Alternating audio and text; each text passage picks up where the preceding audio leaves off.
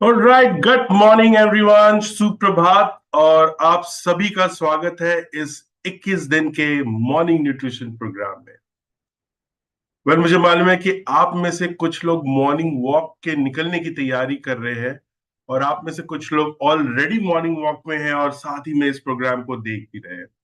कोई शायद अपना फंक्शनल ड्रिंक बना रहा है, और आप में से कुछ लोग ऐसे हैं जो ऑफिस जाने की तैयारी कर रहे हैं। और अगर आप मुंबई में हैं तो आप वोट देने की तैयारी करें कि आज मुंबई में वोटिंग है और वोट देना जरूरी है।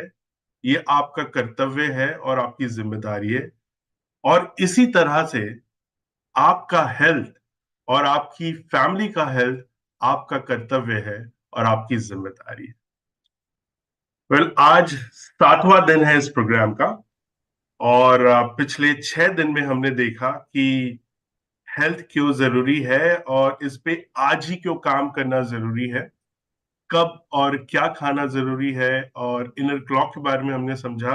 और कल हमने काफी डिटेल में लाइफस्टाइल हैबिट और बॉडी क्लॉक के बारे में समझा, सर्कैडियन रिदम के बारे में। और हमने शेड के बारे में समझा, जहां पे हमने सुना कि एडिक्वेट स्लीप, एडिक्वेट हाइड्रेशन, एक बैलेंस डाइट, लगातार एक्सरसाइज और सप्लीमेंटेशन क्यों जरूरी है। और हमने ये भी समझा कि जैसे रोशनी और अंधेरे की प्रभाव हमारे बॉडी क्लॉक पे बहुत इंपॉर्टेंट होती है, और उसी तरह से physical activity, sleep, food, stress, screen time और लेट नाइट स्नैकिंग का भी बहुत प्रभाव होता है हमारे बॉडी क्लॉक पे। सो मेरे लिए जो सबसे बड़ा चीज था, जो मेरी सबसे बड़ी लर्निंग थी, वो थी फिजिकल एक्सरसाइज में। मैं नॉर्मली ऑफिस से आता हूँ, उसके बाद शाम को वॉक के लिए जाता हूँ। कल हमने समझा कि सबसे बेहतर टाइम जो एक्सरसाइज का होता है वो या तो सुबह होता है या अर्ली इवनिंग में, not late evening. So that was my take away. और अगर आपका जो टॉप मोस्ट टेक अवे था कल का, मैं चाहता हूं कि आप कमेंट बॉक्स में डालिए कि कल आपका सबसे बड़ा टेक अवे क्या था। So that was what we had yesterday, जो हमने सीखा। वेल, बिना समय व्यर्थ करते हुए आज टॉपिक इंट्रोड्यूस करने के लिए मंच पे बुलाना चाहूंगा डॉक्टर श्याम रामकृष्ण को। डॉक्टर राम श्यामकृष्ण जो डायरेक्टर है इनोवेशन एंड साइंस के, और वो हेड करते हैं इंडिया और साउथ एशिया मार्केट को। उन्होंने पीएचडी किया है university of Texas medical branch से, और post doctoral fellowship from Harvard medical schools. So doctor Shyam, over to you. Good morning everyone and happy Monday सबको मेरी तरफ से। तो थैंक यू अरिजीत। मैं आपको आज एक वेरी इंटरेस्टिंग बात करना चाहता हूँ। सो ये एक इंसाइट है जो हमारे मील्स का टाइमिंग कैसे हमारे हेल्थ को इम्पैक्ट करता है, स्पेसिफिकली जहाँ हमारे भूख हो और हमारे फैट स्टोरेज के रिलेशनशिप में। क्योंकि बहुत सारे स्टडीज दिखाया है कि मील टाइमिंग कितने इम्पोर्टेंट है, लेकिन ये एक यूनिक स्टडी है, एक अनोखा स्टडी है जहां इन्होंने फाइंड किया ये क्यों इतना इम्पोर्टेंट है। ये टाइमिंग ऑफ द मील्स, हमारे जब समय में खाते हैं उसका इम्पोर्टेंस क्या है। तो ये इंफॉर्मेशन ब्रिगम एंड विमेन हॉस्पिटल, जो हार्वर्ड के एसोसिएटेड हॉस्पिटल है बॉस्टन में, उनके रिसर्चर्स के एक स्टडी थे। तो ये एक बढ़िया जर्नल में पब्लिश भी हुआ था, उसका नाम है सेल मेटाबॉलिज्म, अभी 2 साल पहले। तो इसमें से हमें कुछ एक्शनेबल स्टेप्स प्रोवाइड करती है जो हम अपनी वेलबींग इंप्रूव करने के लिए बहुत फायदेमंद होगा। तो सबसे पहले चलिए उनका क्या है, उनका फाइंडिंग्स।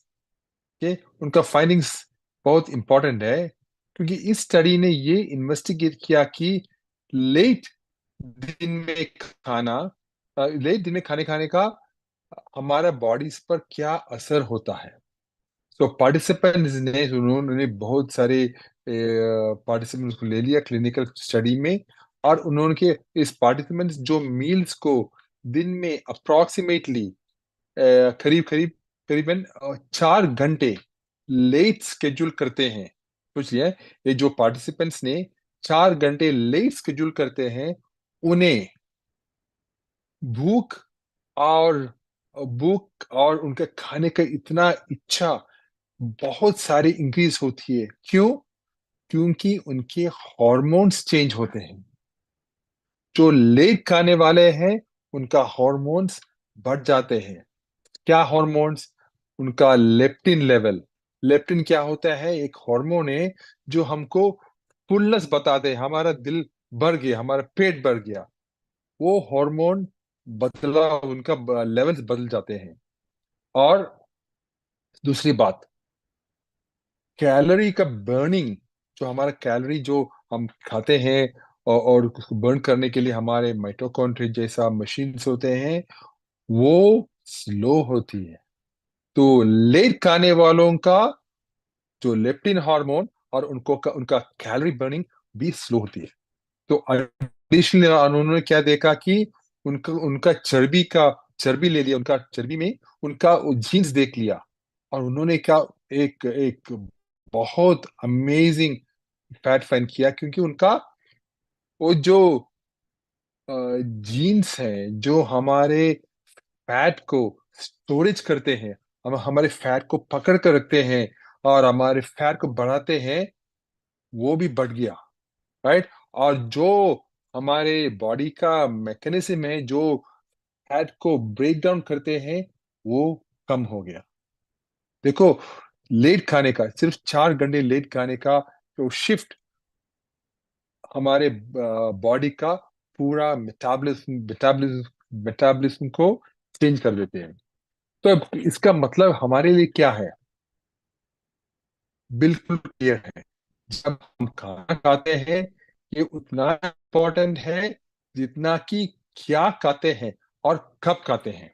तो अपनी हेल्थ को ऑप्टिमाइज करने और ओबेसिटी का रिस्क को रिड्यूस करने के लिए हमें कुछ गाइडलाइंस कंसिडर करनी चाहिए। तो क्या है गाइडलाइंस? दिन में पहले खाना खाओ। अपने मेन मील्स को जल्दी स्केड्यूल करने की कोशिश करो। ये हमारे हंगर हॉर्मोन्स को इफेक्टिवली रेगुलेट करने में बहुत मदद करते हैं और दिन भर अच्छी एनर्जी एक्सपेंडिचर सपोर्ट करता है।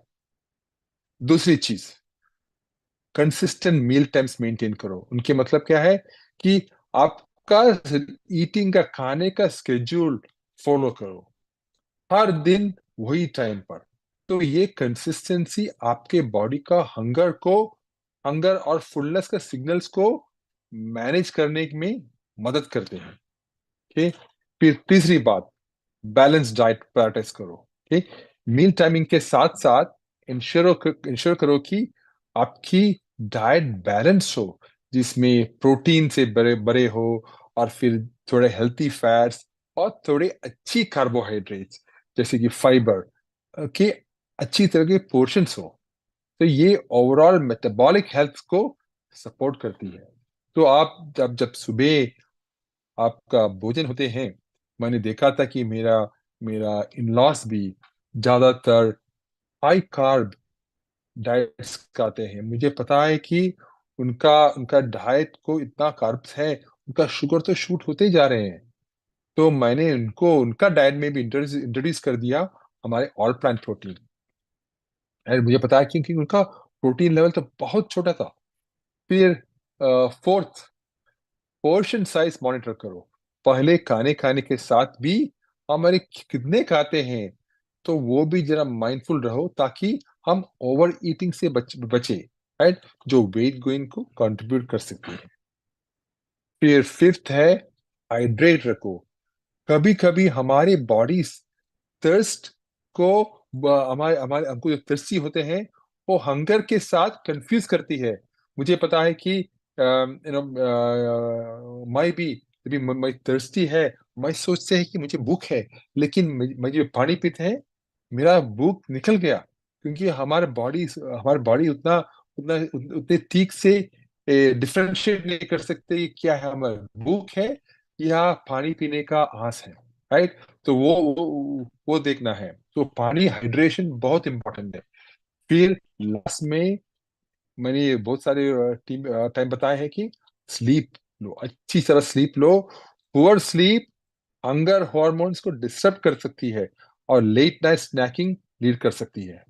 तो हम लेट जागे जागे रहे हो तो हमारे इच्छा होती है कि अरे हम एक स्नैक खाइए, फ्रिज ओपन करके ये खाइए वो खाइए, है? तो हर रात 7 to 9 घंटे की क्वालिटी स्लीप आपके लिए उसका एम रखो।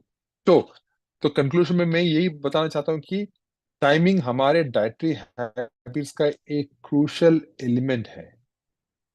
जल्दी खाना और रेगुलर मील स्केड्यूल्स मेंटेन करने करके हम हेल्थियर लाइफस्टाइल की तरफ सिग्निफिकेंट स्टेप्स ले सकते हैं और ओबेसिटी का रिस्क को रिड्यूस कर सकते हैं। ठीक है, सो चलो माइंडफुल ईटिंग को अपनी डेली लीव्स को प्रायोरिटी बनाइए। यही था मेरा आज का सोच team, and I have wishing a great week and a great Monday. Arijit, the stage is back to you. Thank you, Dr. Sham, for that wonderful thought for the day. Really, really deep, actually. And thank you so much for that. Well, दोस्तों, मैंने कहीं सुना था, क्योंकि doctor शाम अभी आदत के बारे में बता रहे थे और डेली हैबिट्स के बारे में, और मैंने कहीं सुना था कि आपकी आदत आपके लिए और आपके खिलाफ कंपाउंड कर सकती है। तो हर दिन छोटी छोटी चीज आप क्या करते हैं, बहुत इंपॉर्टेंट है। वेल, आगे यहाँ से बढ़ते हैं। और दोस्तों, जैसे कल हमने बात की बॉडी क्लॉक के बारे में, राइट, और आज हम समझेंगे इसी को और थोड़ा डिटेल में। और इसे समझाने के लिए मैं मंच पे बुलाना चाहूंगा सपना सरकार को। सपना जो बैचलर है इन आयुर्वेदा, उन्होंने पोस्ट ग्रेजुएट किया है इन डाइटेटिक और therapeutic nutrition from Jamia Hamdard. And वो एमवे से एसोसिएट है पिछले 7 साल से, और इनका एक ओवरऑल एक्सपीरियंस है हेल्थ और वेलनेस में करीब 12 साल से। Ladies and gentleman, help me welcome on stage सपना सरकार। Thank you so much, sir, and thank you, Dr. Shyam, for always making our mornings much more knowledgeable with all your insights and all your new researches. So, आप सभी को सादर नमस्कार और साथ में a very healthy and a happy gut morning to all of you. आप सभी का स्वागत है एक नए दिन, एक नए सप्ताह और एक नए सत्र में। और उम्मीद है आपका वीकेंड बहुत अच्छा बीता हो, आप लोगों ने ज्यादा चीटिंग नहीं की हो, क्योंकि आप अभी हम लोग इस मॉर्निंग न्यूट्रिशन के जो सफर में हम बातें कर रहे हैं, उसको आप लोगों को सिर्फ सुनना ही नहीं है, उसको समझना भी है और उसको अपने जीवन का हिस्सा बनाना भी है, राइट। और आज का जो सत्र है, जिस न्यूट्रिएंट के बारे में हम बात करने वाले हैं, उसके बारे में हम बहुत बार चर्चा करते रहे हैं, लेकिन वो न्यूट्रिएंट आप सभी लोग गेस कर पाएंगे कि वो हम उसको बिल्डिंग ब्लॉक कहते हैं। और क्यों वो बिल्डिंग ब्लॉक कहते हैं, उसके बारे में हम आज विस्तार से चर्चा करेंगे। आज हम प्रोटीन के बारे में बात करने वाले हैं। तो मुझे थोड़ा सा समय दीजिए, मैं अपनी स्क्रीन शेयर करूं।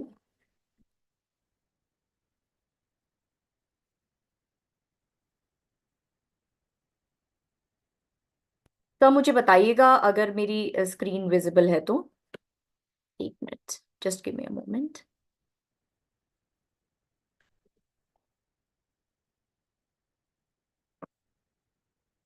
सब विजिबल है मेरी स्क्रीन?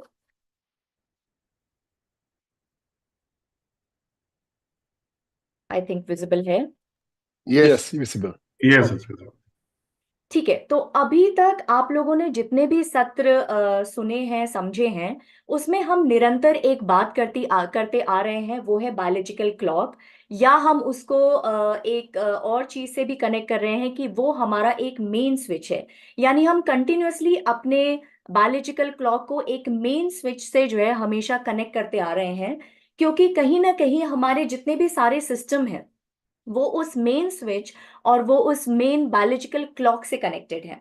जैसे कि कल भी हमने ये बात की कि कैसे हमारी जो लाइफस्टाइल हैबिट्स हैं, उसका जो है हमारे बायोलॉजिकल क्लॉक पे कितना सकारात्मक या कितना नकारात्मक प्रभाव पड़ सकता है।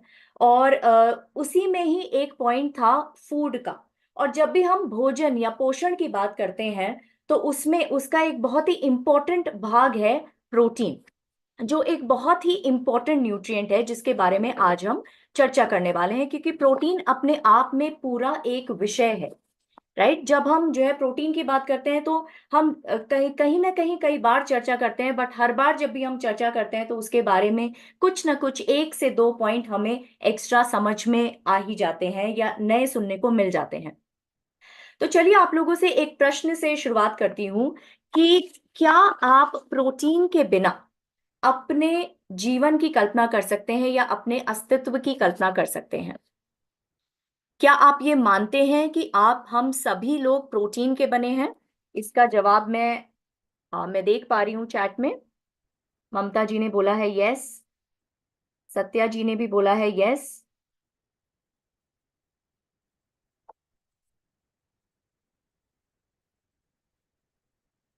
कोई ब्लॉक आ रहा है क्या?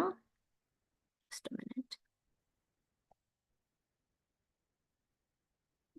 ओके, ठीक है।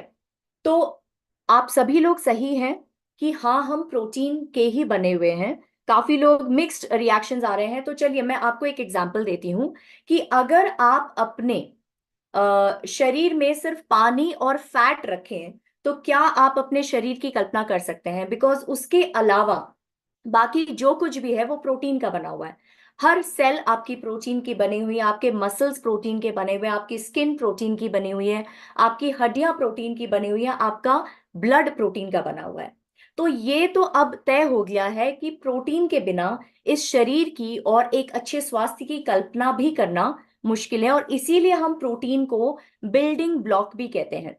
इस प्रोटीन को 1838 में स्वीडिश केमिस्ट ने जो है ये टर्म दिया था, जो है ग्रीक वर्ड प्रोटियोस से डिराइव्ड है, और प्रोटियोस का मतलब ही है प्राइमरी या फिर इन द फर्स्ट प्लेस। यानी अगर हम सारे न्यूट्रिएंट्स की बात करें तो कहीं ना कहीं हमें प्रोटीन को सबसे पहले रखना पड़ेगा, क्योंकि उसके बिना हम अपने अस्तित्व की कल्पना भी नहीं कर सकते। तो चलिए अब कुछ फैक्ट्स एंड फिगर्स की बात कर लेते हैं।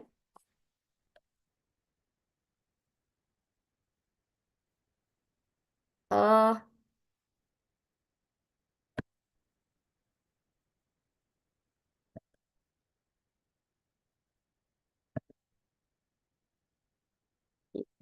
Just give me a moment.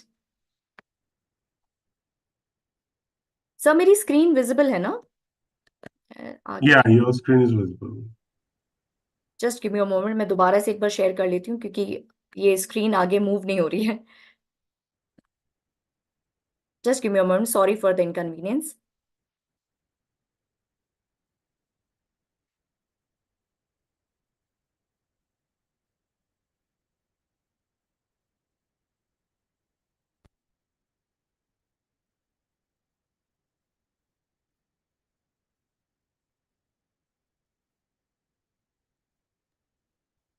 Right, तो अब चलिए थोड़े से फैक्ट्स एंड फिगर्स की बात कर लेते हैं, वो भी इंडिया के परिप्रेक्ष्य में, और हम बात कर रहे हैं अवेयरनेस के तौर पे। और अगर आप देखेंगे कि यहाँ पे जो है इंडिया के बारे में अगर हम बात कर रहे हैं तो कहीं ना कहीं जो है 10 में से 8 लोगों का जो है जो फूड है वो प्रोटीन डेफिशिएंट है, और 10 में से 9 लोगों को तो उनकी रिक्वायरमेंट पता ही नहीं है, क्योंकि जब तक उनको रिक्वायरमेंट ही पता नहीं होगी तब तक वो उसके ऊपर एक्शन भी नहीं ले पाएंगे। तो अभी आगे आने वाली कुछ स्लाइड्स सिर्फ फैक्ट्स एंड फिगर्स के ऊपर है, ताकि आप ये समझ सकें कि कितनी अवेयरनेस, अगर हम अपने कंट्री की बात करें तो प्रोटीन के बारे में कितने सारे मिथ्स और कितनी सारी जो है अवेयरनेस की कमी है। ठीक है, तो चलिए हम नेक्स्ट स्लाइड पे जाते हैं। तो यहाँ पे आईएमआरबी ने जो है 2017 में जो है एक सर्वे किया था, जिसमें सैंपल साइज 1260 था, जिसमें 59% वेजिटेरियन लोग थे एंड 41% जो है, सॉरी 59% नॉन वेजिटेरियन लोग थे और 41% वेजिटेरियन थे, जिसमें से 75% अपनी प्रोटीन रिक्वायरमेंट को लेके कंप्लीटली अवेयर थे, और उसमें से भी 88% का जो प्रोटीन इंटेक था वो उनकी रिक्वायरमेंट से काफी कम था। अगर हम रीजन वाइज बात करें प्रोटीन की अवेयरनेस के बारे में, तो आप देख पा रहे हैं कि नॉर्थ में प्रोटीन के विषय में जो अवेयरनेस है वो सिर्फ 2% है, साउथ में 13% है, वेस्ट में 27% है, और ईस्ट में 89% के आसपास है। तो कहीं ना कहीं ये फैक्ट्स एंड फिगर्स थोड़ा सा चिंताजनक है कि हमें अभी अवेयरनेस ही नहीं है, और इस वजह से हमारे जो डाइट में प्रोटीन का जो पोजीशन होना चाहिए वो काफी कम है। अभी ये जो हम फैक्ट्स एंड फिगर्स की बात कर रहे हैं ये हम अर्बन रिच इंडिया की बात कर रहे हैं। क्यों यहाँ पे हम इम्फोसाइज कर रहे हैं अर्बन रिच इंडिया की?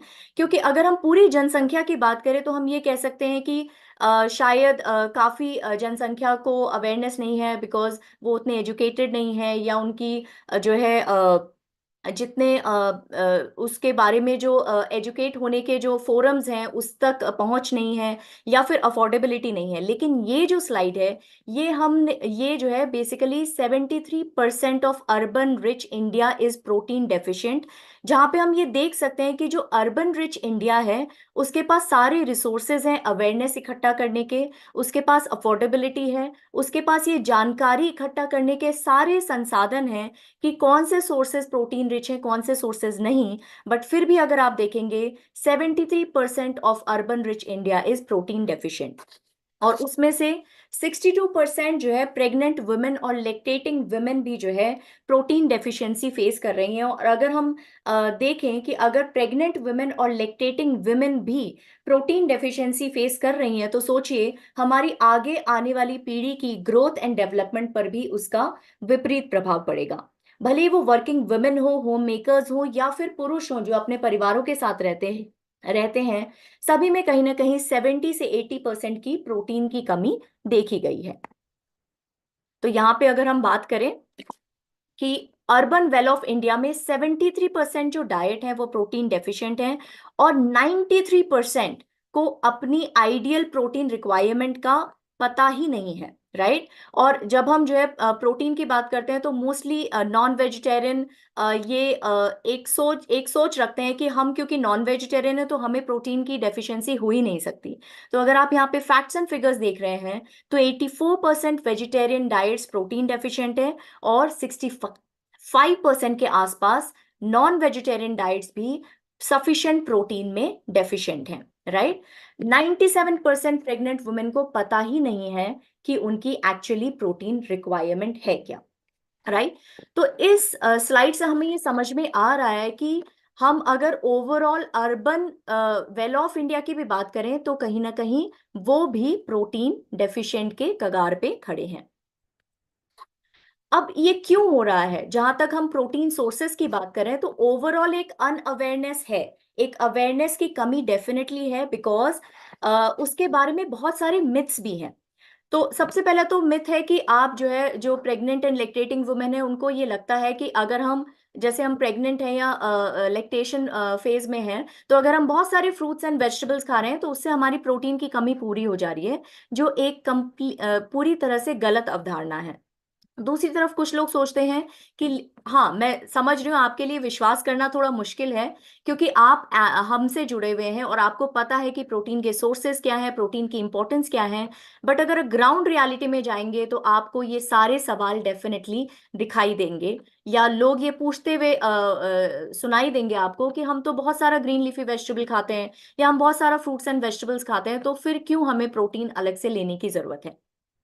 और तीसरी चीज कि जैसे ही हम प्रोटीन रिच डाइट की बात करते हैं या प्रोटीन के बारे में बात करते हैं, तो एक अवधारणा है सबके मन में कि अगर हम प्रोटीन खाएंगे तो वो हमारी हेल्थ के लिए बुरा है, भले ही वो हमारी किडनी से रिलेटेड है, भले ही हमें यूरिक एसिड हो सकता है या हमारी किडनी खराब हो सकती है, या फिर अगर हम बहुत ज्यादा प्रोटीन खाएंगे तो उनके दिमाग में है कि इसका मतलब है कि सारे नॉन वेजिटेरियन सोर्सेस हमें ज्यादा खाने पड़ रहे हैं, पड़ेंगे, जिसकी वजह से हमारा कोलेस्ट्रॉल लेवल वगैरह बढ़ सकता है। तो इन्हीं सब बातों को के प्रति अवेयरनेस, इन्हीं सब बातों के बारे में और चर्चा करने के लिए हम इस सत्र को आगे बढ़ाते हैं। तो चलिए सबसे पहले समझते हैं कि ये प्रोटीन है क्या, राइट। तो प्रोटीन बेसिकली बहुत कॉम्प्लेक्स मॉलिक्यूल है, और जिसको हम building blocks of the body कहते हैं। ये जब हम प्रोटीन खाते हैं तो आपकी बॉडी उसको उसी तरह से एब्जॉर्ब नहीं कर सकती है, तो ये ब्रेक डाउन होती है अपनी स्मॉलेस्ट यूनिट में, जिसको हम अमीनो एसिड कहते हैं। तो यानी डाइजेशन के बाद आपके ब्लड में जो प्रोटीन जाता है वो अमीनो एसिड के फॉर्म में जाता है। जैसे जब हम कार्बोहाइड्रेट खाते हैं तो ग्लूकोज के फॉर्म में जाता है, जब हम फैट्स खाते हैं तो फैटी एसिड के फॉर्म में जाता है। वैसे ही जब हम प्रोटीन खाते हैं तो डाइजेशन के बाद ये ब्लड में हमारे अमीनो एसिड में के फॉर्म में अब्जॉर्ब होता है। अब ये अमीनो एसिड आप समझ लीजिए बिखरे हुए मोती हैं, राइट। जब ये जो है ब्लड में आपके डिफरेंट स्ट्रक्चर्स को बनाने के लिए इन मोतियों को अलग अलग सीक्वेंस में कई सारे अमीनो एसिड के अलग अलग अमीनो एसिड मिलके अलग अलग सीक्वेंस में मिलके आपकी बॉडी में जाके अलग अलग तरह के प्रोटीन के स्ट्रक्चर बनाते हैं। आप देखिए कितनी वैरायटी है आपकी बॉडी में प्रोटीन के फॉर्म में। आपके पास मसल के फाइबर्स हैं, आपके पास हीमोग्लोबिन के फॉर्म में जो है ट्रांसपोर्टिंग प्रोटीन है, आपके पास स्किन के फॉर्म में जो है कोलाजन इलास्टिन है। तो इनके स्ट्रक्चर्स बहुत ज्यादा डिफरेंट है और ये डिपेंड करता है कि ये जो अमीनो एसिड है ये किस सीक्वेंस में जुड़े हुए हैं, किन किन अमीनो एसिड के कॉम्बिनेशन में बने हुए हैं, और इसी तरह से ये आपकी बॉडी में अलग अलग तरह के प्रोटीन के स्ट्रक्चर्स बनाते हैं। चलिए अब थोड़ा सा इसका जो है मेटाबॉलिज्म समझ लेते हैं। तो जैसे हम किसी भी फॉर्म में डाइटरी प्रोटीन्स खाते हैं, वो भले प्लांट बेस्ड है एनिमल बेस्ड है, तो सबसे पहला जो उसका वो ब्रेक डाउन होते हैं वो बेसिकली स्टमक में होता है। स्टमक में आपको पता है कि एक बहुत ही स्ट्रॉन्ग एसिड मिलता है HCl हाइड्रोक्लोरिक एसिड, और एक स्पेसिफिक एंजाइम होता है पेप्सिन। इनफैक्ट ये पेप्सिन भी एक पेप्टाइड एंजाइम ही है, प्रोटीन का ही बना हुआ एंजाइम है जो प्रोटीन को ही ब्रेक डाउन में हेल्प करता है। तो स्टमक में जाके जो है ये प्रोटीन का ब्रेक डाउन होता है, वहां से फिर वो स्मॉल इंटेस्टाइन में जाता जाता है, जहाँ पे प्रोटीएज एंजाइम की सहायता से ये फर्दर स्मॉल पेप्टाइड्स और अमीनो एसिड में कन्वर्ट होता है, और वहां से वो ब्लड स्ट्रीम में जाता है। और फिर ये डिफरेंट अमीनो एसिड अलग अलग कॉम्बिनेशन में, अलग अलग स्ट्रक्चर में, अलग अलग सीक्वेंस में जाके आपके बॉडी के डिफरेंट प्रोटीन स्ट्रक्चर्स को बनाने का काम करते हैं। अब जब हम अमीनो प्रोटीन्स की बात करते हैं तो प्रोटीन का स्मॉलेस्ट यूनिट क्या है? Amino acid. यानी ओवरऑल जितने भी प्रोटीन्स बने होते हैं वो अमीनो एसिड के बने हुए होते हैं, और इसको अगर हम दो कैटेगरीज में डिवाइड करें तो दो कैटेगरीज इसकी कौन सी हैं? एक तो essential amino acid and non essential amino acid. तो क्या आप समझते हैं कि अगर नॉन इसेंशियल अमीनो एसिड जो टर्मिनोलॉजी है वो कह रही है नॉन इसेंशियल, तो क्या ये हमारी बॉडी के लिए जरूरी नहीं है? यस या नो?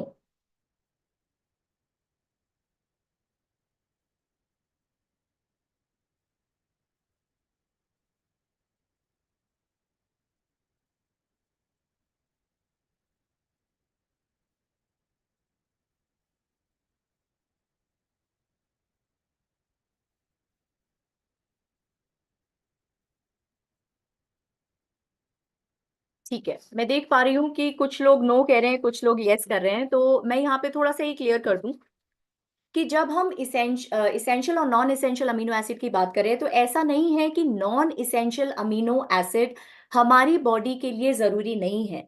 लेकिन थिंक स्क्रीन पे कुछ ब्लैक आ रहा है, I am trying to remove it. हाँ, आई थिंक चला गया, राइट? ओके। तो जहां तक हम जो है इसेंशियल और नॉन इसेंशियल अमीनो एसिड की बात करें तो नॉन इसेंशियल अमीनो एसिड भी बहुत जरूरी है। इनफैक्ट इसमें से कई सारे जो अमीनो एसिड हैं वो कई बार कंडीशनल इसेंशियल अमीनो एसिड भी बन जाते हैं। जैसे न्यूबॉर्न होते हैं, प्रेगनेंसी होती है, लैक्टेशन होते हैं, बहुत ज्यादा जो स्पेसिफिक कंडीशंस होती हैं उसमें कई सारे non essential amino acid essential amino acid का भी काम करते हैं। लेकिन अच्छी बात क्या है कि आपकी बॉडी इसको बनाने के लिए पूरी तरह से काबिल है। तो इसीलिए इसेंशियल अमीनो एसिड हमारे लिए बहुत जरूरी हो जाते हैं, क्योंकि ये हमारी बॉडी बना नहीं पाती है, और इसीलिए हमें इसको डाइट से लेना बहुत जरूरी है। इसीलिए हम इसको इसेंशियल अमीनो एसिड कहते हैं। तो इसेंशियल अमीनो एसिड और नॉन इसेंशियल अमीनो एसिड दोनों ही जरूरी हैं, लेकिन इसेंशियल अमीनो एसिड की जरूरत को पूरा करने के लिए हमें अपने फूड पे ज्यादा डिपेंडेंट रहना पड़ता है, क्योंकि इसको हमारी बॉडी नहीं बना पाती है। ठीक है। तो जब हम प्रोटीन्स की बात कर रहे हैं तो इसके फंक्शंस को भी थोड़ा सा समझ लेते हैं।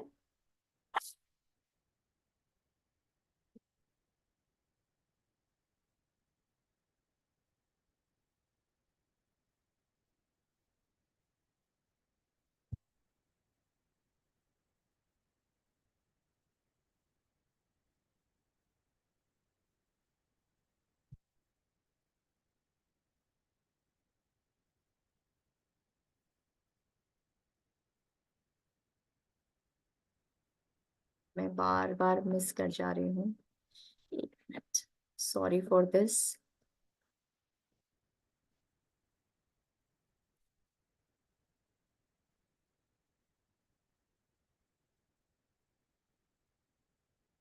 ठीक है, तो फंक्शंस की जब हम बात करते हैं तो सबसे पहले तो हमें पता है कि हमारी जो मसल्स हैं उसका जो है खाना क्या है, प्रोटीन है, राइट।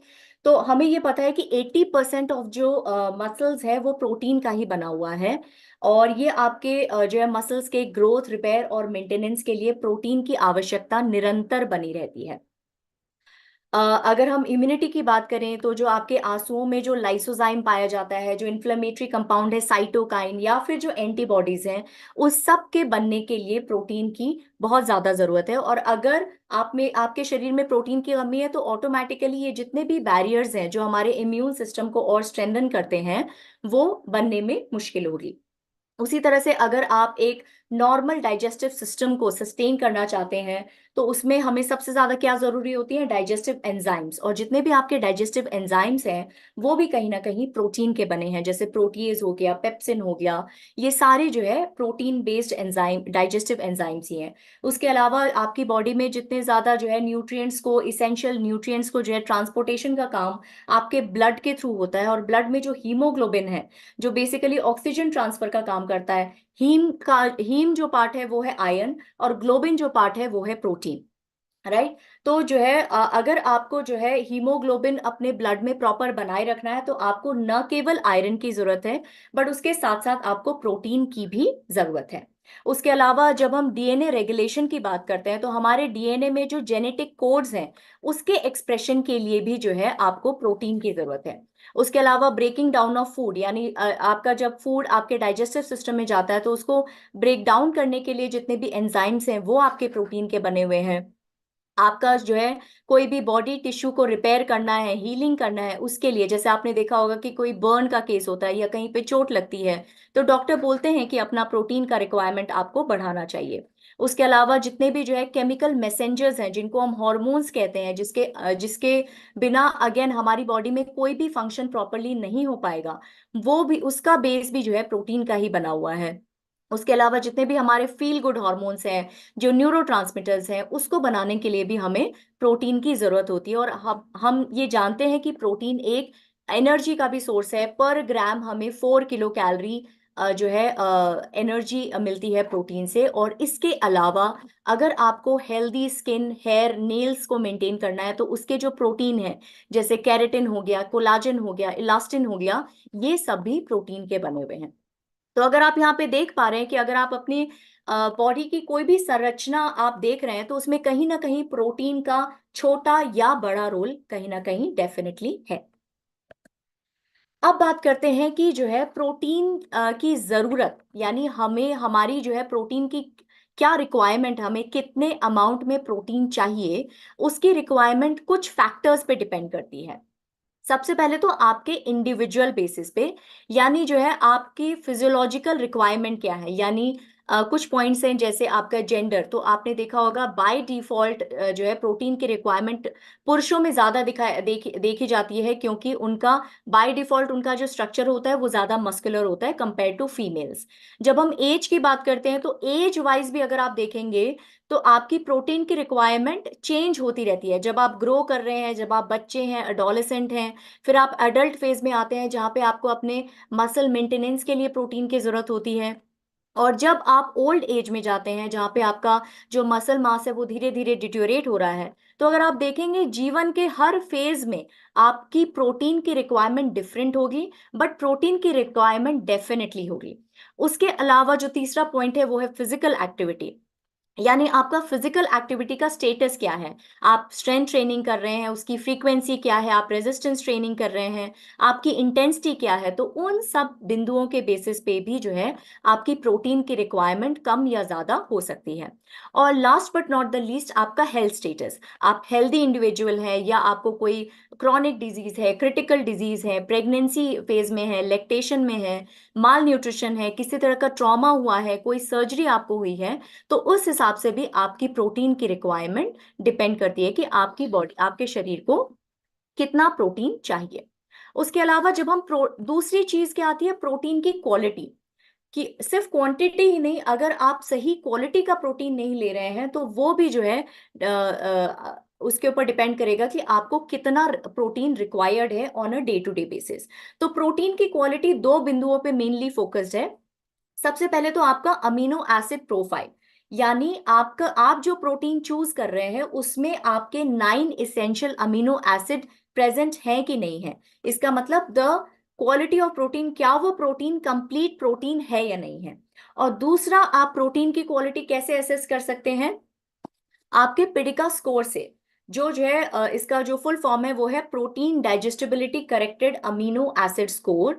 ये एक मेथड है इवैल्यूएट करने का कि प्रोटीन की क्वालिटी कैसी है, यानी उसका अमीनो एसिड प्रोफाइल कैसा है, और उसकी डाइजेस्टिबिलिटी कैसी है, यानी जो हम अमीनो एसिड प्रोफाइल बोल रहे हैं कि इस प्रोटीन में है, क्या वो पूरी तरह से आपकी बॉडी में डाइजेस्ट और एब्जॉर्ब हो पा रहा है कि नहीं हो पा रहा है। और पिडिका स्कोर मैक्सिमम स्कोर क्या हो सकता है? 1, राइट। तो ये इन दो बेसिस पे आप ये डिसाइड कर सकते हैं कि आपको डेली बेसिस पे कितना प्रोटीन का रिक्वायरमेंट है। तो चलिए अब हम जो है बात कर लेते हैं कि आपकी डेली की रिक्वायरमेंट कैसी है, कितनी होनी चाहिए। सपना, just before सपना that, countdown menu coming up, वहाँ पर जो 3 देख डॉट्स पा हैं रही उस हूँ, पे लेकिन जाकर उसके बाद ना सर मैं स्लाइड वो नहीं कर पा रही हूँ, वो मूव नहीं कर पा रही हूँ आगे। आप स्केप करके बाहर हो जाइए जरा। यूट्यूब में काफी कमेंट्स आ रहे हैं, चलिए स्केप ओके, करके एक बार ट्राई करिए। Let Mohit or somebody run the deck and Sapna can say slide change and we can probably do that. मैं एक बार और ट्राई करती हूँ।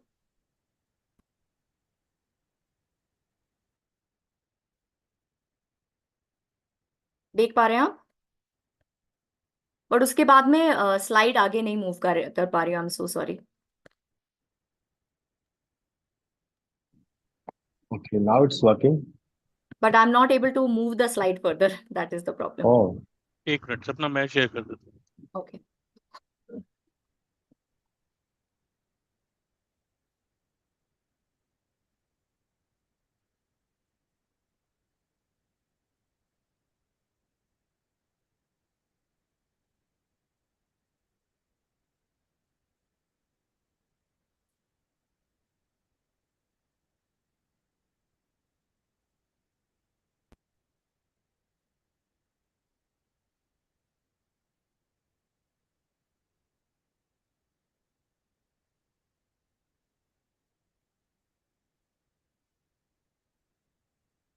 चलिए तो अब जो है हमने ये समझ लिया कि किन दो बिंदुओं के आधार पर आप ये डिसाइड करेंगे कि आपकी बॉडी की डेली रिक्वायरमेंट क्या है। And as per the regulatory authorities अगर हम देखेंगे तो नेक्स्ट स्लाइड में हम समझ पाएंगे कि आपकी डेली रिक्वायरमेंट कितना होना चाहिए। Next slide please. तो यहाँ पे आप देखिए कि आपकी प्रोटीन की रिक्वायरमेंट, जैसे हमने कहा कि फिजिकल एक्टिविटी पे डिपेंड करती है, जेंडर पे डिपेंड करती है, तो यहाँ पे फिजिकल एक्टिविटी के हिसाब से बताया हुआ है कि आपकी डेली की प्रोटीन की रिक्वायरमेंट कितनी है। तो अगर आप यहाँ पे देखेंगे कि सेडेंट्री इंडिविजुअल के हिसाब से 0.8 ग्राम पर केजी बॉडी वेट, अगर आप जो है एथलेटिक एक्टिविटीज में इन्वॉल्व हैं तो 1.1 टू 1.4 ग्राम पर केजी बॉडी वेट, अगर आप एंड्योरेंस एथलीट हैं तो 1.2 टू 1.4 ग्राम पर केजी बॉडी वेट, और अगर आप वेट लिफ्टिंग या स्ट्रेंथ ट्रेनिंग में इन्वॉल्व हैं तो 1.2 टू 1.6 ग्राम पर केजी बॉडी वेट के हिसाब से आपकी प्रोटीन रिक्वायरमेंट होनी चाहिए। बट दुख की बात यह है कि हम उतना भी नहीं अपनी जरूरत के हिसाब से उतना भी कंप्लीट नहीं कर पा रहे हैं। तो इसके बाद बात आती है कि हमने समझ लिया कि हमारी प्रोटीन की रिक्वायरमेंट है क्या। अब दूसरा सवाल आता है कि when to consume protein in the day. तो आपको क्या लगता है कि प्रोटीन कब कंज्यूम करना सबसे अच्छा रहेगा? आपसे ये जवाब जानना चाहूंगी।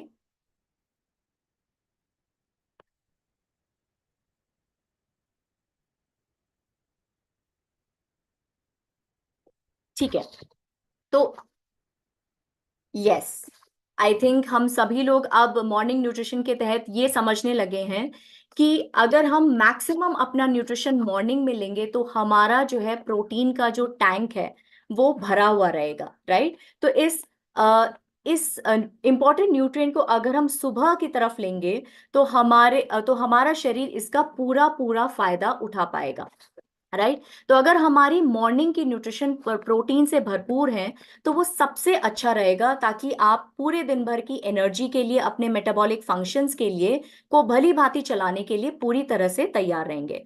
तो क्यों हमें मॉर्निंग में इस इंपॉर्टेंट न्यूट्रिएंट को लेना चाहिए, उसको 4 बिंदुओं के तहत समझते हैं। सबसे पहला है नेगेटिव प्रोटीन बैलेंस। अब ये नेगेटिव प्रोटीन बैलेंस है क्या? तो जब आपके सेल्स का प्रोटीन टैंक खाली हो जाता है, उसको हम कहते हैं नेगेटिव प्रोटीन बैलेंस।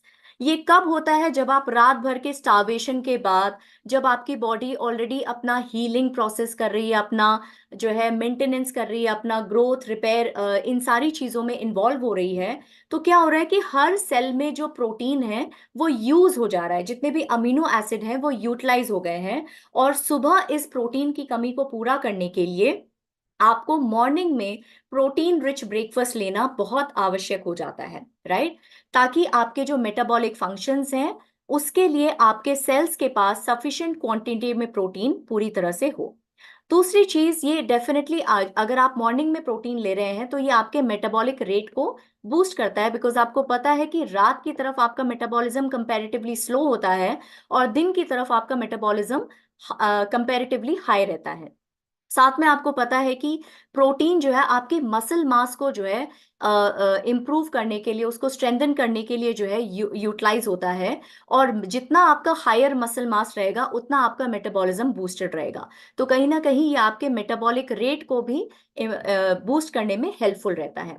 तीसरी चीज, ये आपके बॉडी को सस्टेन्ड एनर्जी देता है। सस्टेन्ड एनर्जी यानी क्योंकि प्रोटीन धीरे धीरे बॉडी में डाइजेस्ट होता है, तो ये आपके बॉडी को एनर्जी भी धीरे धीरे देता है। यानी लंबे समय तक आपको, अगर आपने अपना ब्रेकफास्ट प्रोटीन रिच खाया है तो लंबे समय तक आपको ये एनर्जी महसूस होती रहेगी और सडन एनर्जी क्रैश नहीं होगा। And last but not the least, higher thermic effect. तो अगर आप देखेंगे कार्बोहाइड्रेट और फैट के कंपैरेटिव में जो प्रोटीन का जो थर्मिक इफेक्ट है वो काफी ज्यादा है। इनफैक्ट 25 to 30% आपका प्रोटीन का थर्मिक इफेक्ट ज्यादा है। अब थर्मिक इफेक्ट है क्या, तो इसको मैं एक एग्जांपल से समझाती हूँ कि मान लीजिए आपने 100 कैलोरी का एक कोई फूड खाया है, प्रोटीन रिच फूड खाया है, लेकिन आपकी बॉडी को मिलते समय वो सिर्फ 75 कैलोरी मिलेगा, बिकॉज 25 कैलोरी आपकी बॉडी ने ऑलरेडी यूज कर ली है उस प्रोटीन को डाइजेस्ट करने के लिए। तो ये बेसिकली आपका हायर थर्मिक इफेक्ट है, जहां पे body 25% of the calorie already use कर लेती है उस पर्टिकुलर फूड को डाइजेस्ट करने के लिए, जो कंपैरेटिव टू कार्बोहाइड्रेट जो सिर्फ 5 to 10% उसका थर्मिक इफेक्ट है, और जो फैट है 0 to 3% ही उसका थर्मिक इफेक्ट है, उसके कंपैरेटिव में काफी ज्यादा है। अब समझ लेते हैं कि ये कैसे, अगर आप इसको मॉर्निंग में ले रहे हैं तो ये किस किस तरह से आपकी बॉडी को हेल्प कर रहा है, आपके स्वास्थ्य को मेंटेन करने में हेल्प कर रहा है। तो क्यों हम इसको प्रेफरेबली मॉर्निंग में ले रहे हैं, तो एक ऑब्जर्वेशनल स्टडी हुई थी। ये मसल मास को इम्प्रूव करता है, इसके बारे में एक ऑब्जर्वेशनल स्टडी हुई थी जहां पे जो सब्जेक्ट्स उनको 2 ग्रुप्स में डिवाइड किया गया था। पहले ग्रुप को जो है ब्रेकफास्ट में ज्यादा प्रोटीन दिया गया और दूसरे ग्रुप को डिनर में ज्यादा प्रोटीन दिया गया। तो कुछ समय पश्चात ये देखा गया कि जो है जिस ग्रुप ने ब्रेकफास्ट में ज्यादा प्रोटीन लिया है उनका muscle volume comparative to other group ज्यादा था और उनका जो ग्रिप स्ट्रेंथ था वो भी ज्यादा था। इसी के साथ में एक और जो है स्टडी हुई थी 2016-2018 में कोरिया में, जहां पे ये देखा गया कि इनफैक्ट प्लांट बेस्ड प्रोटीन का भी जो है ग्रिप स्ट्रेंथ को हाई करने में एक बहुत मेजर रोल है, इनफैक्ट एक पॉजिटिव इम्पैक्ट है। तो ओवरऑल अगर आप ब्रेकफास्ट अपना प्रोटीन रिच रख रहे हैं तो वो आपके मसल मास को इम्प्रूव कर रहा है, ये इस स्टडी से जो है प्रूव हो गया। और साथ ही वो आपको क्या दे रहा है, आपके मेटाबॉलिज्म ऑप्टिमल हो रहा है, यानी आपका मेटाबॉलिज्म अपने मैक्सिमम लेवल पे काम कर रहा है, आपका मेटाबॉलिक हेल्थ इंप्रूव हो रहा है, आपकी फिटनेस इंप्रूव हो रही है और आपकी overall over the period of time आपकी जो क्वालिटी ऑफ लाइफ है वो भी इंप्रूव्ड दिखाई देगी। ठीक है, अब चलते हैं नेक्स्ट पॉइंट की, अगर आप मॉर्निंग में लेते हैं प्रोटीन तो ये कैसे आपके वेट मैनेजमेंट को इंप्रूव करता है। तो अगर हम वेट मैनेजमेंट की बात करें तो हम सभी ये जानते हैं कि जब भी हम एक प्रोटीन रिच ब्रेकफास्ट लेते हैं तो वो हमारे सटाइटी वैल्यू को इम्प्रूव करता है। क्योंकि जब भी हम प्रोटीन लेते हैं और स्पेशली अगर हम मॉर्निंग में ले रहे हैं तो वो हमारे सटाइटी वैल्यू को इम्प्रूव करता है। इनफैक्ट ये भी देखा गया कि अगर आप प्रोटीन के साथ फाइबर का कॉम्बिनेशन करते हैं तो वो आपके सटाइटी को मैक्सिमम बढ़ा के देता है। स्टडीज के तहत ये देखा गया है कि अगर आप प्रोटीन रिच ब्रेकफास्ट लेते हैं तो वो आपकी क्रेविंग को भी 60% तक कम करता है। तो कहीं ना कहीं जब आपकी क्रेविंग्स कम होगी, आप लंबे समय तक जो है फुल महसूस करेंगे, तो ऑटोमेटिकली आपकी जो चॉइसेस हैं, फूड की चॉइसेस हैं, वो बेहतर होती जाएंगी, जो आपको इनडायरेक्टली वेट मैनेजमेंट में हेल्प करेंगी। दूसरी चीज, जब जो है आप प्रोटीन रिच ब्रेकफास्ट लेते हैं तो वो आपके मेटाबॉलिक रेट को कंपैरेटिवली हाई करता है। इनफैक्ट ये देखा गया है कि जब आप प्रोटीन का जो है इस्तेमाल मॉर्निंग में सबसे ज्यादा करते हैं तो उसका जो एनर्जी बर्निंग कैपेसिटी है वो ऑलमोस्ट दुगना हो जाता है। और इन दो बिंदुओं की वजह से हम ये समझ सकते हैं कि अगर आप मॉर्निंग में अपना न्यूट्रिशन प्रोटीन रिच रख रहे हैं तो वो आपको एक इफेक्टिव वेट मैनेजमेंट भी देने में मदद करेगा या सहायक होगा। तो अब ये समझ में आ गया कि आपके जो है मसल मास को इम्प्रूव करता है, आपके जो है वेट मैनेजमेंट में एक इफेक्टिव बहुत इफेक्टिव है। तीसरा पॉइंट, ये कैसे हमें मदद करता है बेटर मेंटल हेल्थ की तरफ। तो आपने देखा होगा कि, अगर आप समझें इस बात को कि ब्रेन आपकी डेली एनर्जी का 20% तक कंज्यूम करता है। तो अगर आपको एक बेटर मेंटल हेल्थ चाहिए, अगर आपको दिन भर में बेटर फोकस चाहिए, आपका मूड बेटर होना चाहिए, आपकी प्रोडक्टिविटी अच्छी रहे, तो उसके लिए बहुत जरूरी है कि आपका जो प्रोटीन का टैंक है वो मॉर्निंग में फुल रहना चाहिए, राइट? ताकि आपके जो एनर्जी लेवल है वो लंबे समय तक अच्छे रहें। इनफैक्ट जो है आप ये भी समझें कि जब आप प्रोटीन रिच ब्रेकफास्ट लेते हैं तो उससे आपके जो इंसुलिन स्पाइक्स हैं वो सडन इंसुलिन स्पाइक्स नहीं होते हैं, जिसकी वजह से आपके ब्लड में जो ग्लूकोज लेवल है वो लंबे समय तक स्टेबल रहता है। जब लंबे समय तक ग्लूकोज लेवल स्टेबल रहेगा तो ऑटोमेटिकली वो आपको सस्टेन्ड एनर्जी देता रहेगा। एंड हम सभी ये जानते हैं कि प्रोटीन को डाइजेस्ट होने में थोड़ा टाइम लगता है, क्योंकि ये स्टमक से धीरे धीरे डाइजेशन की इंटेस्टाइन में जाता है और वहां से धीरे धीरे ब्लड में आता है। तो जब इसका डाइजेशन स्लो होगा, इसका जो है एनर्जी, जो अमीनो एसिड आ रहे हैं वो आपके ब्लड में धीरे धीरे आएंगे, आपके शुगर लेवल स्टेबल रहेंगे, आपके एनर्जी लेवल भी स्टेबल रहेंगे। इससे क्या होगा, आपके जो है परफॉर्मेंस इंप्रूव होगी, मूड अच्छा रहेगा, आपका दिन भर जो अलर्टनेस है वो अच्छा रहेगा और ओवरऑल आपकी प्रोडक्टिविटी अच्छी रहेगी। इसमें एक बिंदु और जोड़ने की कोशिश कर रही हूं यहाँ पे कि जो आपके न्यूरोट्रांसमीटर हैं, जैसे आपका गाबा हो गया, गामा अमीनो ब्यूटारिक एसिड, या आपका डोपामिन जिसको हम फील गुड हॉर्मोन्स कहते हैं, उनके बनने के लिए भी प्रोटीन की जरूरत है, स्पेसिफिक अमीनो एसिड की जरूरत है। इसीलिए आपका मॉर्निंग में प्रोटीन का टैंक फुल होना बहुत बहुत जरूरी है। तो अभी हम ये समझ गए कि आपको मसल मास अगर इंप्रूव करना है, आपको अगर इफेक्टिव वेट मैनेजमेंट चाहिए, और अगर आपको बेटर मेंटल हेल्थ चाहिए, तो मॉर्निंग में प्रोटीन का कंज्यूम करना बहुत सहायक रहेगा। अब हमें ये समझ में आ गया कि हमको कब खाना है, कितना खाना है, कब खाना है।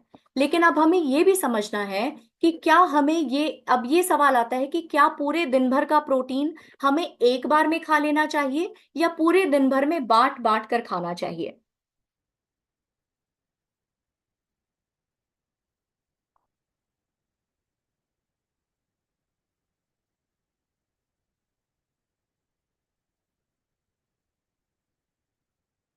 तो यहाँ पे मैं जवाब देना चाहूंगी कि पूरे दिन भर में अगर आप डिवाइड करके खाएंगे तो वो जो है ज्यादा बेहतर रहेगा, बिकॉज फिर आपके पूरे दिन भर के जो मेटाबॉलिक फंक्शंस हैं उसके लिए आपके पास प्रोटीन भरपूर मात्रा में रहेगा। लेकिन मॉर्निंग की शुरुआत डेफिनेटली आपको प्रोटीन रिच ब्रेकफास्ट से, या जो भी आप पहला मील ले रहे हैं उसमें प्रोटीन की सही क्वांटिटी से डेफिनेटली करनी चाहिए। क्योंकि अगर आप हमारे इंडियन डाइट को देखें तो कॉमन प्रैक्टिस क्या है कि जो प्रोटीन का कंजम्पशन है वो ब्रेकफास्ट में लोएस्ट है और डिनर में हाईएस्ट है। यानी वो आप किसी भी रीजन की बात कर लें, आप नॉर्थ ले लें, ईस्ट ले लें, वेस्ट ले लें, साउथ ले लें, आप जितने भी ब्रेकफास्ट देंगे देखेंगे उसका जो बेस है वो मेनली कार्बोहाइड्रेट है, उसमें प्रोटीन की कमी हमेशा रहती है। तो अब क्योंकि अब हम ये समझ चुके हैं कि प्रोटीन क्यों इंपॉर्टेंट है और मॉर्निंग में लेना क्यों इंपॉर्टेंट है, मैं ये उम्मीद करूंगी कि आप सभी लोग कॉन्शियसली अपने मॉर्निंग न्यूट्रिशन में प्रोटीन को ऐड करने का एक जो है प्रयास जरूर करेंगे। क्योंकि क्लिनिकल स्टडी के हिसाब से आपने ये देख लिया है कि अगर हम जो है प्रोटीन रिच ब्रेकफास्ट करते हैं वर्सेस पुअर प्रोटीन, तो अगर हम जो है, अगर हम जैसे अभी हमने जो देखा था कि अगर हमारा ब्रेकफास्ट प्रोटीन रिच है या जो है अगर हमारा ब्रेकफास्ट पुअर जिसमें प्रोटीन की मात्रा कम है, तो उस हिसाब से अगर देखा जाए उसका रिजल्ट क्या आया था कि जिन लोगों का ब्रेकफास्ट प्रोटीन रिच है उनका मसल मास इंक्रीज्ड रहता है। तो इसलिए आपके स्वास्थ्य के डिफरेंट एस्पेक्ट्स को जो है पूरा करने के लिए ये जरूरी हो जाता है कि आप अपने ब्रेकफास्ट में प्रोटीन की मात्रा को बनाए रखें और बढ़ाए रखें। चलिए अब नेक्स्ट स्लाइड में हम ये समझेंगे कि अगर हम प्रोटीन ले रहे हैं तो प्रोटीन को लेने की हमारी प्रॉपर स्ट्रैटेजी क्या होनी चाहिए। यानी अगर हम अपनी मॉर्निंग को प्रोटीन रिच बनाना चाहते हैं या ओवरऑल न्यूट्रिशन को हम प्रोटीन रिच बनाना चाहते हैं, तो उसके लिए हमें किन बिंदुओं का ध्यान रखना पड़ेगा ताकि हमारा जो शरीर है वो उसका सही और अधिकतम इस्तेमाल कर सके। तो कौन से ऐसे वो 4 बिंदु हैं जो हमने अभी डिस्कस किए। सबसे पहले तो ये समझिए कि आपकी एक्टिविटी के हिसाब से आपका जो डेली प्रोटीन इनटेक है वो कितना है। उसके बाद ये देखिए कि आप जो प्रोटीन चूज कर रहे हैं उसकी क्वालिटी क्या है, यानी उसका अमीनो एसिड प्रोफाइल क्या है, क्या वो कंप्लीट प्रोटीन है कि नहीं है। तो जनरली अगर हम प्रोटीन क्वालिटी की बात करते हैं तो उसको हम अगेन दो तरह से डिवाइड करते हैं, complete protein and incomplete protein. तो मोस्टली जितने भी जो है एनिमल बेस्ड प्रोटीन होते हैं वो कंप्लीट प्रोटीन की कैटेगरी में आते हैं क्योंकि उसमें सारे के सारे 9 इसेंशियल अमीनो एसिड मिलते हैं। लेकिन जब हम इनकम्प्लीट प्रोटीन की बात करते हैं तो सोया के अलावा मोस्टली जितने भी प्लांट बेस्ड प्रोटीन है वो इनकम्प्लीट प्रोटीन है क्योंकि उसमें 1 से 2 अमीनो एसिड की कमी हमेशा रहती है। तो अगर हम उसमें और इसीलिए जो है अगर हम प्लांट बेस्ड प्रोटीन है तो आपने देखा होगा कि हम हमेशा से जैसे राजमा चावल खाते हैं या दाल चावल खाते हैं ताकि वो एक कंप्लीट प्रोटीन बन जाए। जो तीसरा बिंदु है जिस पे हमें ध्यान देना है वो है प्रोटीन की टाइमिंग। पहले तो मॉर्निंग में तो प्रोटीन रखना ही रखना है और उसके अलावा भी बाकी जो प्रोटीन का रिक्वायरमेंट है वो पूरे दिन भर में आप डिस्ट्रीब्यूट करके लीजिए रादर देन एक बार में, क्योंकि ये देखा गया है कि आप एक बार में 25 to 30 gram maximum protein easily digest and absorb कर सकते हैं, राइट। तो प्रोटीन की टाइमिंग के साथ साथ प्रोटीन का डिस्ट्रीब्यूशन भी समझना बहुत जरूरी है। चलिए अब नेक्स्ट स्लाइड की तरफ बढ़ते हैं। तो यहाँ पे हमने कुछ प्रोटीन के सोर्सेज जो है दिखाए हुए हैं। तो यहाँ पे आप देखिए प्लांट बेस्ड प्रोटीन भी है, एनिमल बेस्ड प्रोटीन भी है। लेकिन जब हम देख रहे हैं तो एनिमल बेस्ड प्रोटीन बहुत कम है, इनफैक्ट प्लांट बेस्ड प्रोटीन बहुत ज्यादा है। लेकिन फिर भी हमारे ब्रेकफास्ट में प्रोटीन की कमी हमेशा साफ झलकती है, भले ही वो कोई सा भी रीजन हो। तो अगर हम थोड़ी सी क्रिएटिविटी, थोड़ा सा इमेजिन और थोड़ी सी बेसिक तैयारी कर लें तो हमारा मॉर्निंग न्यूट्रिशन भी प्रोटीन से भरपूर हो सकता है। क्योंकि जब हम प्रोटीन रिच ब्रेकफास्ट की बात करते हैं तो हमारे दिमाग में सिर्फ आता है कि या तो हम दूध ऐड कर सकते हैं या तो हम एग ऐड कर सकते हैं, उसके अलावा कोई और ऑप्शन आता ही नहीं है। तो उसी से रिलेटेड आप देखेंगे कि आने वाली स्लाइड में आपको कुछ प्रोटीन रिच ब्रेकफास्ट और plant based protein rich breakfast के एग्जाम्पल दिए हुए हैं। Next slide please. तो यहाँ पे आप देखेंगे कि हमने जो है ग्रीन पी से जो है चीला या पैनकेक्स बनाए हुए हैं। सोया उपमा एक अच्छा प्रोटीन रिच ब्रेकफास्ट हो सकता है, या फिर बेसन डोसा या बेसन चीला हो सकता है। अब क्यों मैं यहाँ पे बार बार प्रोटीन, प्लांट बेस्ड प्रोटीन पे ज्यादा जोर दे रही हूँ, इसको आने वाली स्लाइड में हम थोड़ा सा और ज्यादा समझेंगे। चलिए नेक्स्ट स्लाइड की तरफ चलते हैं। तो प्लांट बेस्ड प्रोटीन की इंपॉर्टेंस हमारे स्वास्थ्य पर क्या हो सकती है, इसको समझने से पहले मैं ये पूछना चाहूंगी कि आप में से कितने लोग ब्लू जोन जैसे एक टर्मिनोलॉजी को समझते हैं। क्या आप में से कोई जानते हैं कि ब्लू जोन क्या है?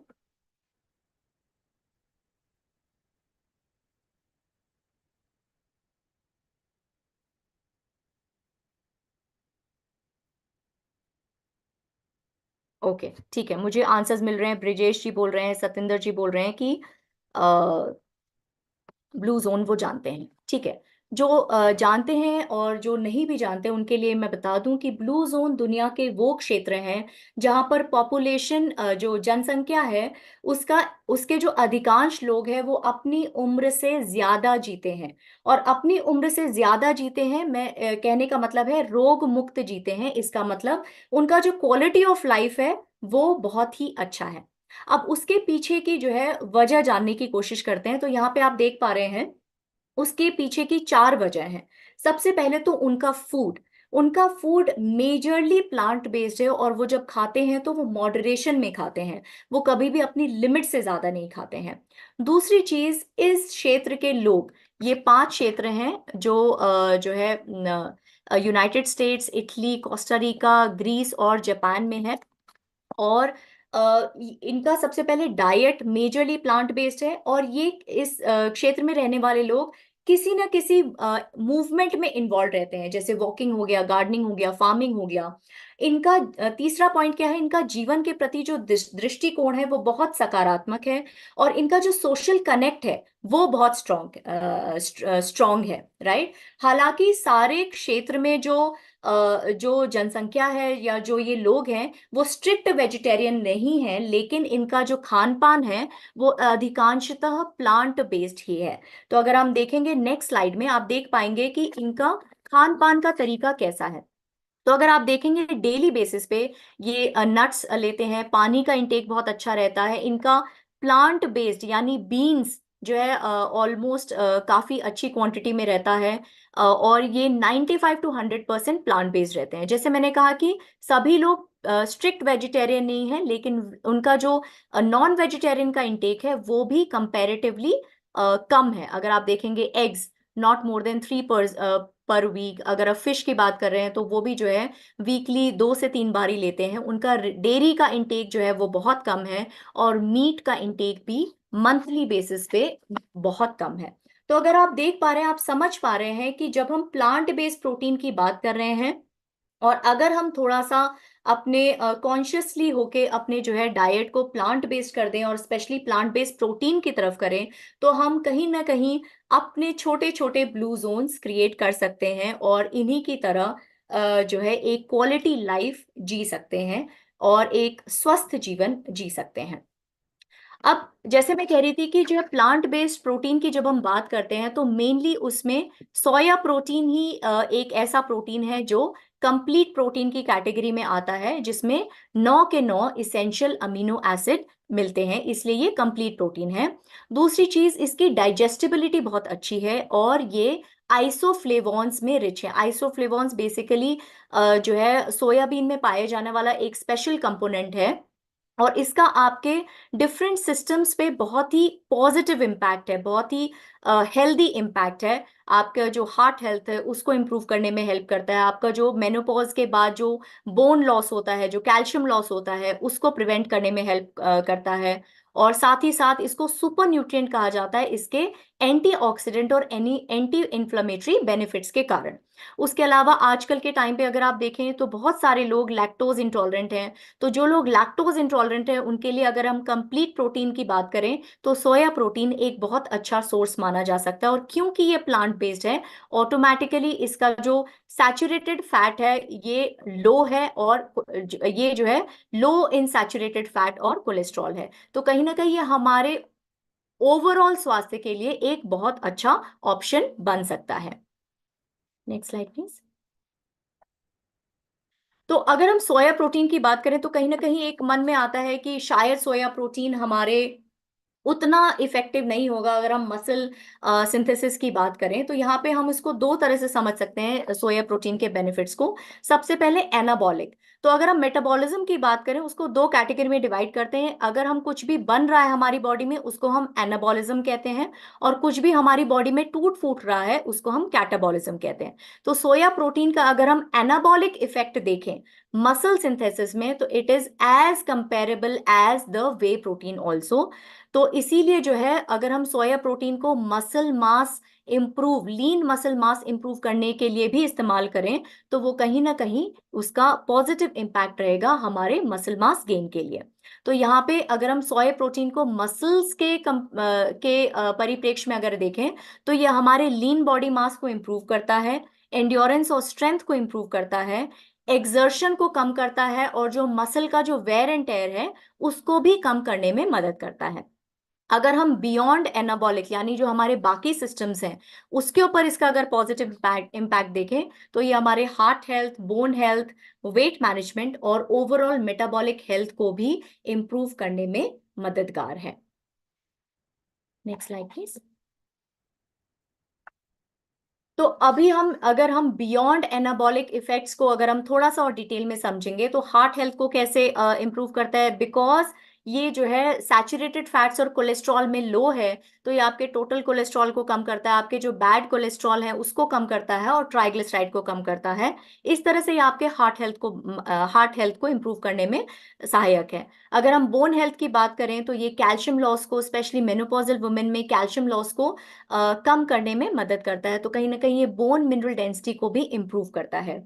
मेटाबॉलिक हेल्थ की बात करें तो ये आपको एक सटाइटी की फीलिंग देता है और जो है आपका जो एनर्जी एक्सपेंडिचर को उसको बढ़ाता है और इनडायरेक्टली आपके वेट मैनेजमेंट में हेल्प करता है, बिकॉज जो आपके ब्लड शुगर को प्रॉपरली मेंटेन रखता है, आपके फैट बर्निंग को इम्प्रूव करता है, आपके लीन बॉडी मास को इम्प्रूव करता है। तो कहीं ना कहीं आप देख पा रहे हैं कि सोया प्रोटीन की जब हम बात करते हैं वो सिर्फ मसल्स ही नहीं, इनफैक्ट बियॉन्ड मसल्स यानी anabolic, beyond anabolic effects of soya protein की बात करें तो हमारे जो मेजर सिस्टम्स हैं, heart health, metabolic health, weight management, bone health, उन सभी में इस सोया प्रोटीन का एक पॉजिटिव इम्पैक्ट देखने को मिलता है। Next slide please. अब सोया प्रोटीन के आसपास बहुत सारे मिथ्स एंड फैक्ट्स हैं और जब आप ग्राउंड में जाते हैं, आप जब लोगों से मिलते हैं तो डेफिनेटली ये सवाल ये जो गलत अवधारणाएं हैं ये डेफिनेटली आप इसका सामना जरूर करते होंगे और कहीं ना कहीं आप सबके मन में भी ये रहता होगा कि सोया प्रोटीन अगर हम ज़्यादा क्वांटिटी में लेंगे, कंटिन्यूस लेंगे तो क्या ये सारी प्रॉब्लम हो सकती है कि नहीं हो सकती हैं। तो इन गलत अवधारणाओं को जो है पूरी तरह से निरर्थक साबित करने के लिए ये स्लाइड हमने यहाँ पे स्पेशली रखी है ताकि आपके पास सारे जवाब हों जब भी सोया प्रोटीन से रिलेटेड कुछ भी गलत अवधारणा आपके सामने आ रही है। तो सोया प्रोटीन ये कहा जाता है कि जो है वो आपके रिप्रोडक्टिव हॉर्मोन्स को अफेक्ट करता है, तो ये पूरी तरह से गलत है। सोया प्रोटीन में डेफिनेटली आइसोफ्लेवोन्स प्रेजेंट होते हैं जो फाइटोइस्ट्रोजन कैटेगरी में आते हैं, लेकिन करंट स्टडीज में कहीं भी ये सजेशन या कंक्लूजन नहीं है कि सोया का कोई सिग्निफिकेंट रोल है मेल फीमेल हार्मोन्स को अफेक्ट करने के लिए। दूसरी चीज आपने ये सुना होगा कि सोया अगर हम खाएंगे तो अर्ली प्यूबर्टी शुरू हो जाएगी, यानी जो मेच्योरिटी है वो जल्दी आ जाएगी, तो ये भी बिल्कुल गलत अवधारणा है।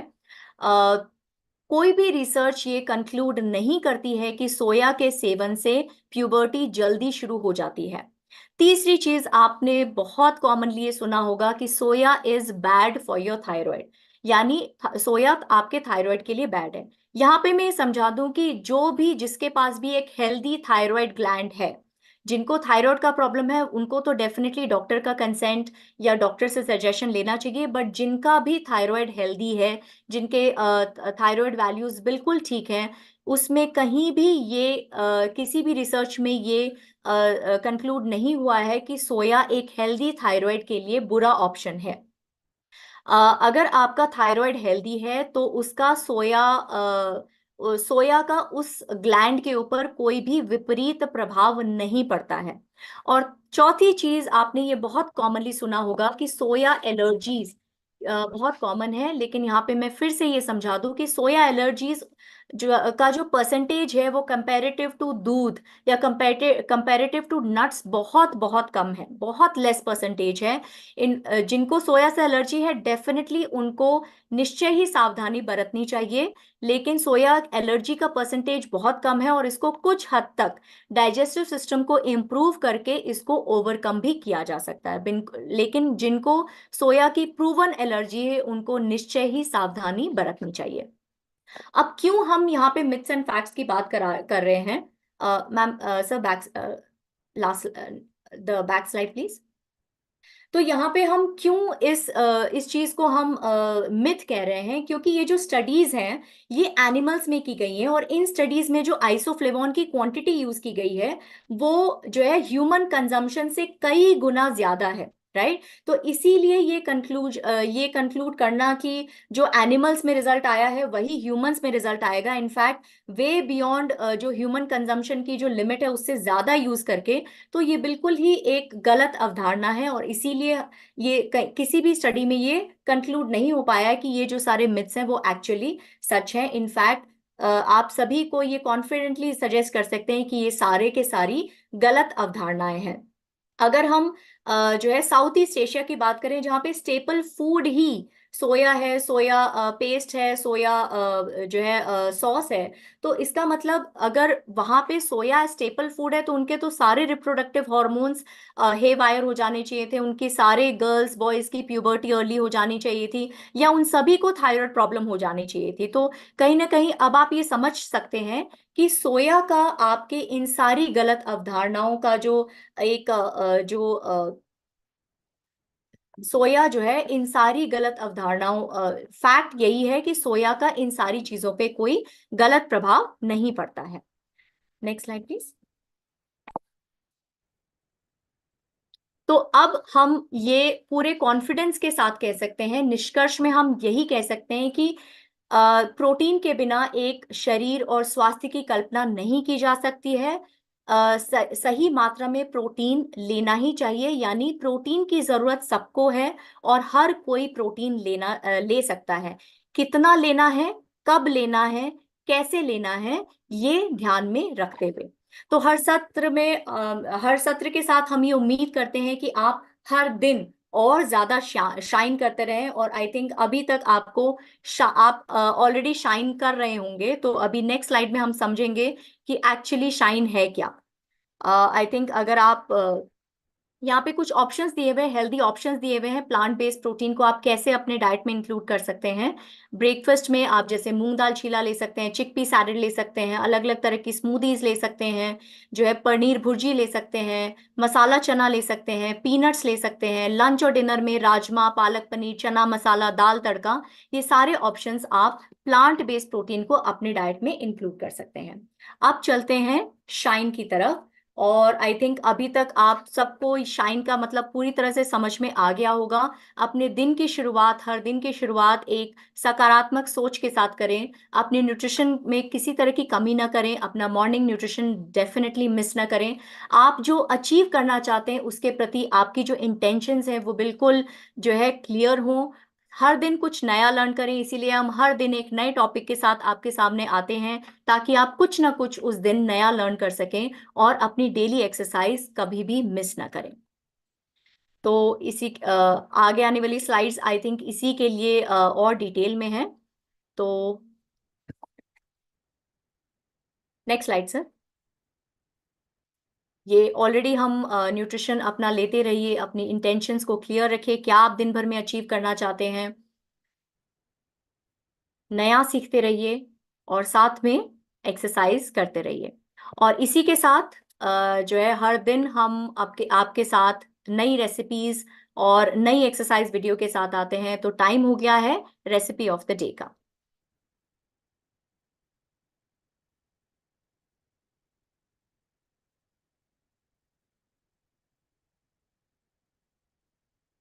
मोहित सर आप करेंगे या मैं करूं? I'll do it. Don't worry.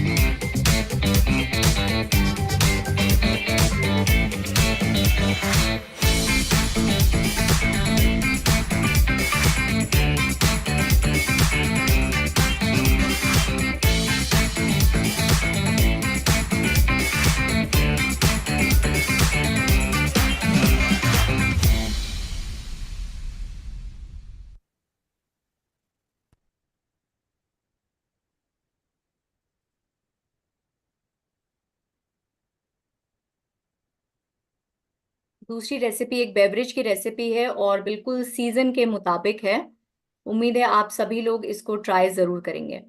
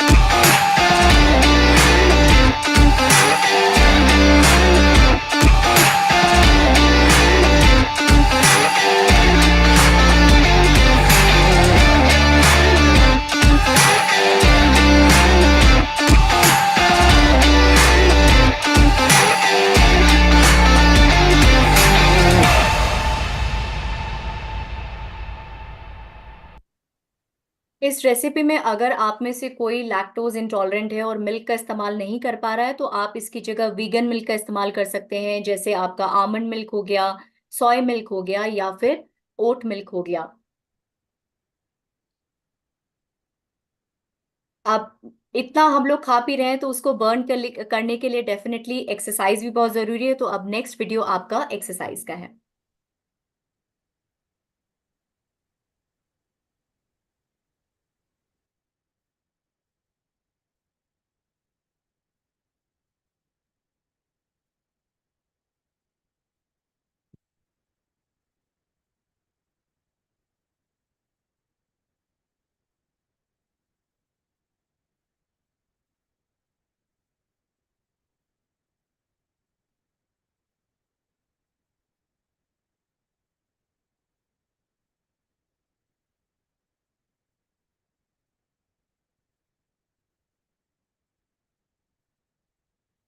A very happy good morning everyone। आज हम करने वाले हैं कुछ ऐसा वर्कआउट जो हेल्प करेगा आपकी पूरी बॉडी में strength as well as stretch create करने में। हम स्टार्ट करेंगे डाउनवर्ड डॉग से, जिसको हम अधोमुख शवासन भी कहते हैं।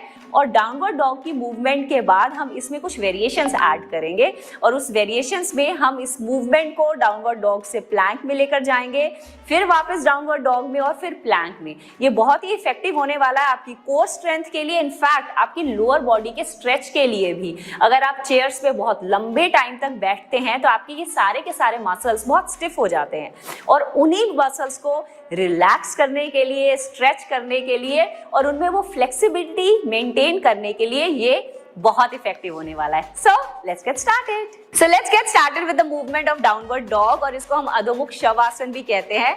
बट शवासन के नाम से don't get fooled around because ये बिल्कुल भी रिलैक्सिंग नहीं होने वाला है। Will come down on the force, which means आपके जो हाथ हैं वो शोल्डर्स के नीचे होंगे, आपके जो नीज हैं आपके हिप्स के नीचे होंगे। कोर को लंबा और टाइट करेंगे, अच्छे से गहरी सांस भरेंगे और सांस को छोड़ते हुए पंजों को अंदर स्क्वीज करते हुए स्ट्रेच करेंगे पीछे की तरफ। हील्स को मैट पे ले जाएंगे, अपने काफ मसल्स को, हैमस्ट्रिंग्स पे अच्छा सा प्रेशर फील करेंगे।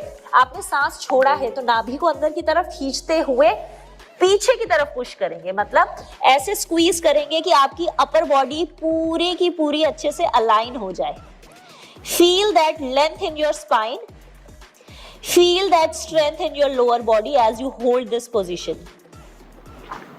जितनी देर आप इस पोजीशन में रहेंगे आपके लिए बहुत फायदेमंद है। एज यू कैन सी कि सारा का सारा जो ब्लड फ्लो है वो आपकी ब्रेन की तरफ आ रहा है, तो ये स्ट्रेस रिलीफ के लिए बहुत अमेजिंग पोज है, आपको अच्छे से रिलैक्स करता है।